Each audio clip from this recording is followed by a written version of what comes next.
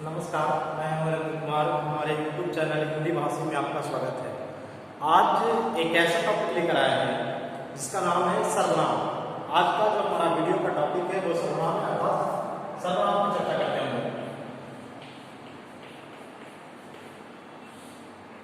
ध्यान देने वाली बात यह है कि यहाँ पे दो शब्द प्रयोग किए गए हैं, एक सर्वनाम, एक शब्द, दूसरा नाम।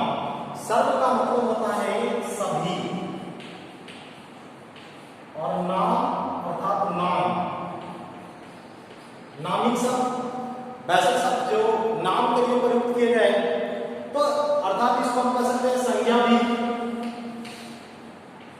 क्योंकि संज्ञा की परिभाषा आपने पढ़ा कि जितने सारे नाम हैं, चाहे वो व्यक्ति, वस्तु, स्थान, जितने सारे नाम हैं वो तमाम नाम संज्ञा कहलाते हैं।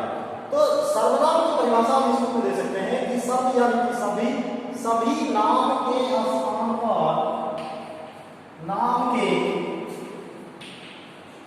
स्थान पर प्रयोग किए जाने वाले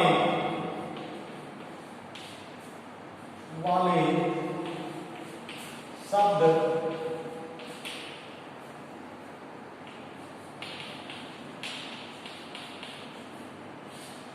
सर्वनाम है। मैंने कहा कि जितने सारे नाम हैं, अर्थात संज्ञा के बदले यानी संज्ञा के स्थान पे प्रयोग किए जाने वाले शब्द सर्वनाम कहलाते हैं। अब इसके बाद हम बात करने वाले हैं सर्वनाम के भेद पर।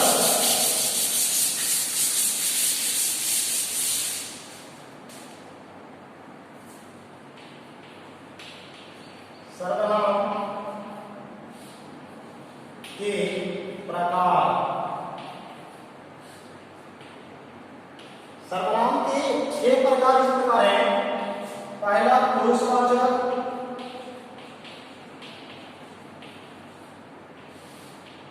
दूसरा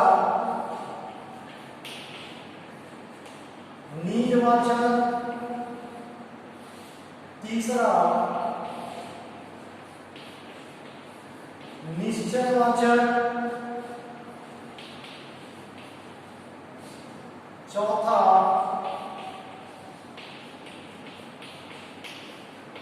अनिश्चयवाचक, पांचवा संबंधवाचक,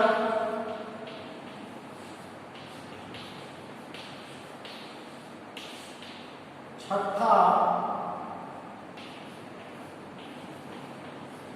प्रश्नवाचक। ये 6 भेद सर्वनाम के हैं। सबसे पहले जब हम पुरुषवाचक सर्वनाम की बात करें तो जैसा कि आप जानते हैं कि पुरुष 3 प्रकार के होते हैं, उत्तम पुरुष,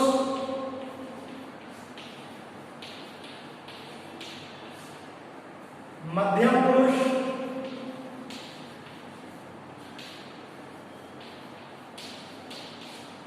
अन्य पुरुष।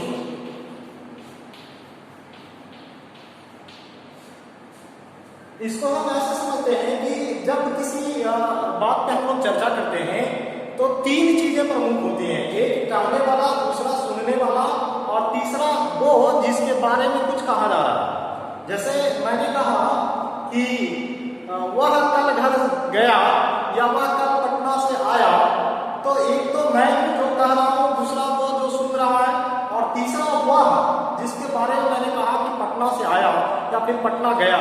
तो ऐसे में मैं के लिए आएगा उत्तम पुरुष, क्या आ सकता है उत्तम पुरुष में मैं, और इसका बहुवचन में आएगा हम। उसी तरीके से जब आप मध्यम पुरुष की बात करेंगे तो तुम लोग, अन्य पुरुष में वह, यह, वे, ये स्वरूप जो है वो पुरुषवाचक सर्वनाम के हैं। उत्तम पुरुष के लिए प्रयोग करते हैं एक वचन में मैं, बहुवचन में हम। उसी प्रकार से मध्यम पुरुष में तुम, और बहुवचन में क्या होगा आप लोग या तुम लोग। इसी तरीके से अन्य पुरुष में वह, यह, ये, वे, ये सारे अन्य पुरुष नाम है। अब ऐसा नहीं है कि इतना ही सर्वनाम पुरुषवाचक सर्वनाम के अंतर्गत आए। अब जब हम कारक विभक्तियों चिन्हों का प्रयोग करें सर्वनाम के साथ साथ, जब हम कारक विभक्तियों चिन्हों का प्रयोग करें तो इसमें बहुत सारा बन सकता है। जैसे मैं से बना सकते हैं मैंने, हम से बना सकते हैं हमने, ने विभक्ति लगा करके। उसी प्रकार से यदि को विभक्ति लगाएंगे तो हमको। इसी तरीके से जो कारक विभक्तियां चिन्ह लगा है उसका प्रयोग करके हम बहुत सारे उत्तम पुरुषवाचक सर्वनाम बना सकते हैं। उसी तरीके से मध्यम पुरुष में भी तो ने विभक्ति लगा करके तुमने,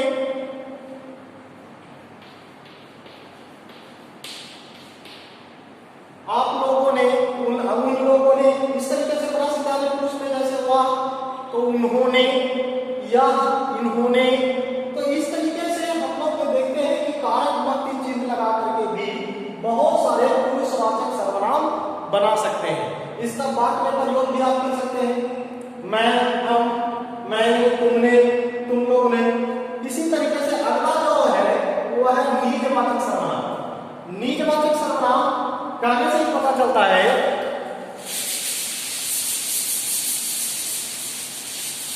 जिस सर्वनामिक शब्द से निजता का बोध हो। निजता कहने का मतलब खुद से हो। जैसे इसके अंदर दोनों आ जाएगा, जैसे खुद, खुद शब्द है, स्वयं है, अपने आप है।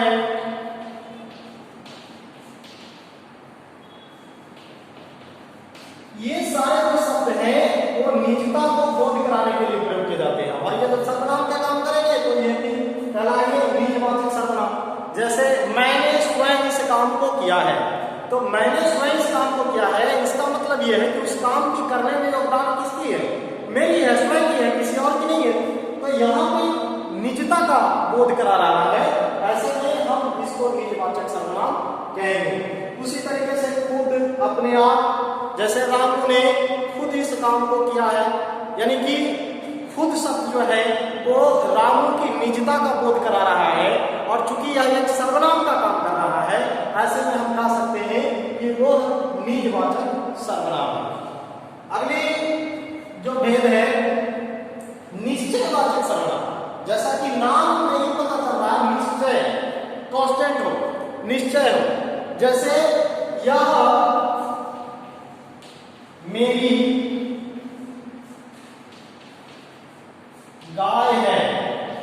अब आप यहां पर देखोगे कि पुरुषवाचक अन्य पुरुष में मैं बताया था कि यह और वह आएगा, लेकिन आप यहां पर देखोगे कि यहां में यह जो है वो निश्चितता का बोध कराया।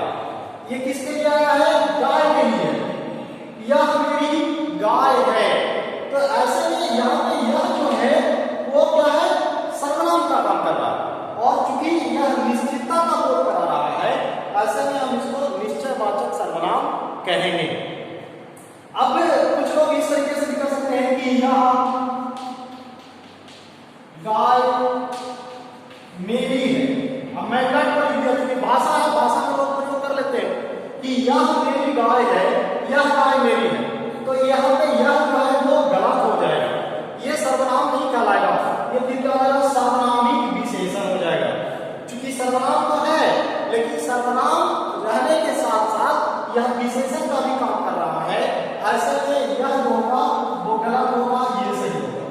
तो इसको प्रयोग करते समय ध्यान देने वाली बात होगी, क्योंकि एग्जाम में इसी तरीके से आपको कंफ्यूजन पैदा करेगा, इसी तरीके से आपको उलझने होगी और आप समझ नहीं पाते। क्योंकि भाषा में ऐसा होता है, कभी यह मेरी गाय है, कभी यह गाय मेरी है, इस तरीके से बोल दिया जाता है या इस तरीके से बात दे दिया जाएगा और फिर आपको कह दिया गया कि सर्वनाम ढूंढिए, तो आप यहाँ पे गलती कर देंगे। क्योंकि यहाँ पे सर्वनामिक विशेषण है, यह सर्वनाम है, लेकिन सर्वनाम के साथ साथ जो विशेषता भी बतला रहा है, इसलिए यह सर्वनामिक विशेषण होगा और यह जो यह है वह क्या कहलाएगा?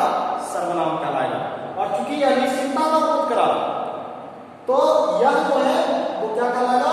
निश्चयवाचक सर्वनाम कहलाएगा। इसी तरीके से इसके स्थान पर और भी आ सकता है, जैसे वह का प्रयोग कर सकते हैं, ये का प्रयोग कर सकते हैं, ये कलमें मेरी हैं, ये पुस्तकें मेरी हैं, ये मेरी पुस्तकें हैं, ये मेरी कलमें हैं। तो ये वे वह ये सारे शब्द जो है वो निश्चितता का बोध कराते हैं। ऐसे में ये सभी शब्द क्या कहलाएंगे? निश्चयवाचक सर्वनाम कहलाएंगे। या वे आदि। अगली जो भेद है वो है अनिश्चयवाचक।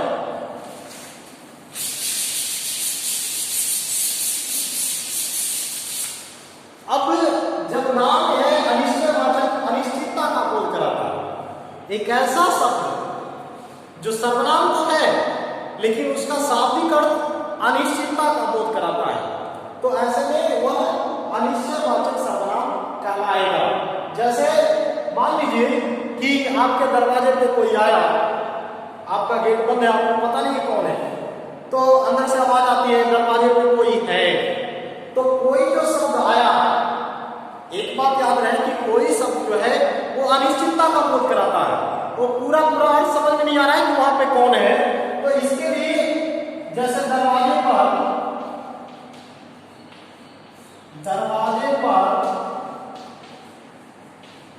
कोई है।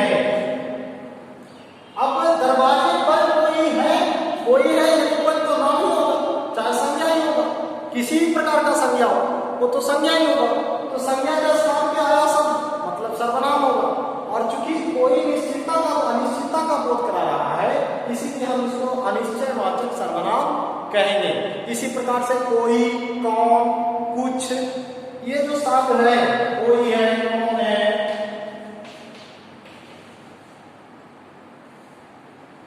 कुछ, माफ कीजिएगा यहाँ कौन नहीं होगा, कुछ, ये सब जो शब्द है वो क्या कहलाएगा? अनिश्चयवाचक सर्वनाम कहलाएगा। इसी तरीके से सर्वनाम संबंधवाचक सर्वनाम। अब जैसा कि नाम है संबंध, तो एक ऐसा सर्वनामिक शब्द जो दो चीजों के बीच में संबंध स्थापित करता है। जैसे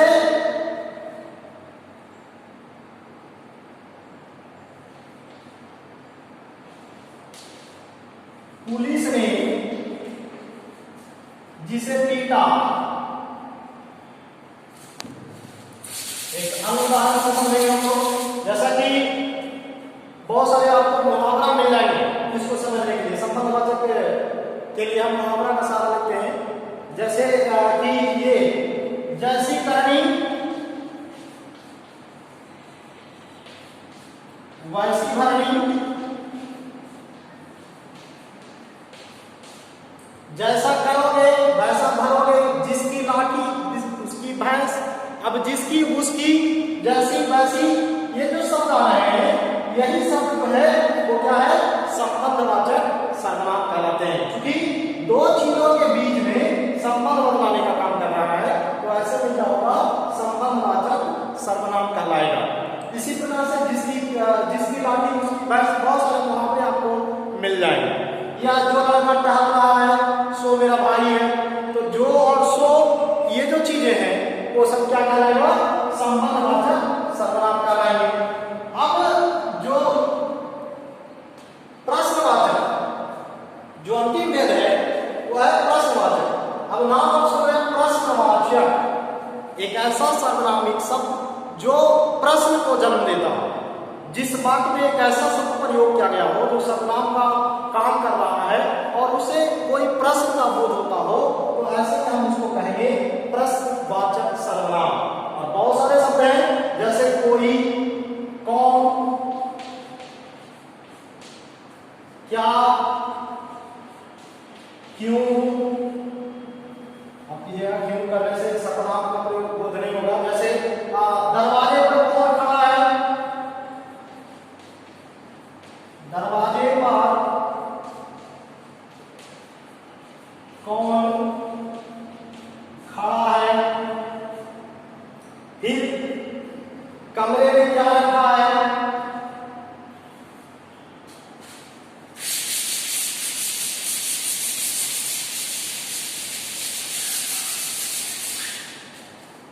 फिर से उदाहरण लेना चाहेंगे कि दरवाजे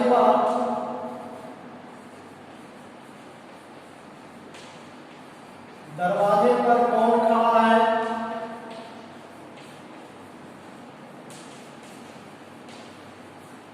दूसरा कमरे में क्या है,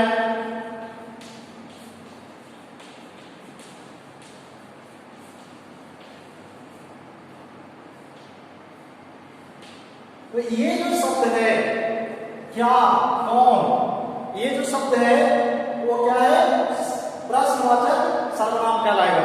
क्योंकि क्या कहने तो क्या करेगा, क्योंकि कोई ऐसा वस्तु है और वस्तु का नाम मतलब संज्ञा, और संज्ञा के बदले में यदि कोई शब्द आ रहा तो सर्वनाम कहलाएगा। तो ये क्या जो शब्द है किसी संज्ञा शब्द के बदले में आए तो सर्वनाम तो है, लेकिन क्योंकि साथ साथ ये प्रश्न भी खड़ा कर रहा है, ऐसे में ये प्रश्नवाचक सर्वनाम कहलाएगा। उसी प्रकार से कौन भी संज्ञा के बदले में आया, कोई तो है तो कोई है, इसका मतलब संज्ञा है, संज्ञा के बदले में आया सर्वनाम है, और चूंकि ये प्रश्न भी खड़ा कर रहा है इसलिए प्रश्नवाचक सर्वनाम कहलाएगा। तो आज के लिए मेरा क्लास इतना ही, मिलते हैं अगले वीडियो में नेक्स्ट टॉपिक के साथ, तब तक के लिए धन्यवाद।